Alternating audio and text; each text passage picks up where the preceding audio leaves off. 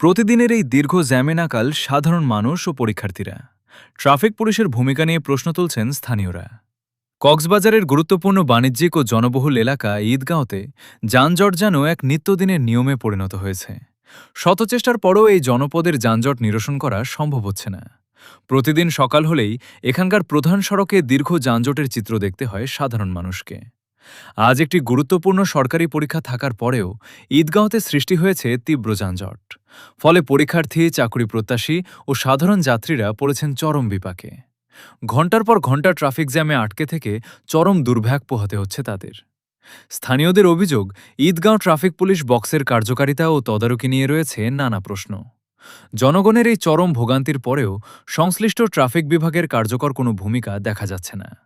আজ সকাল ৯:৪৫ দিকে দেখা যায় সড়কের বিভিন্ন পয়েন্টে যানবাহন আটকে দীর্ঘ জ্যামের সৃষ্টি হয়েছে। অথচ এ সময় যানজট নিয়ন্ত্রণে ট্রাফিক পুলিশের দৃশ্যমান কোনো তৎপরতা লক্ষ্য করা যায়নি। ভুক্তভোগী সাধারণ জনগণের দাবি, অবিলম্বে ঈদগাঁও ট্রাফিক ব্যবস্থাপনার উন্নতি ঘটিয়ে এই তীব্র যানজট নিরসনে দ্রুত কার্যকরী পদক্ষেপ নেওয়া হোক।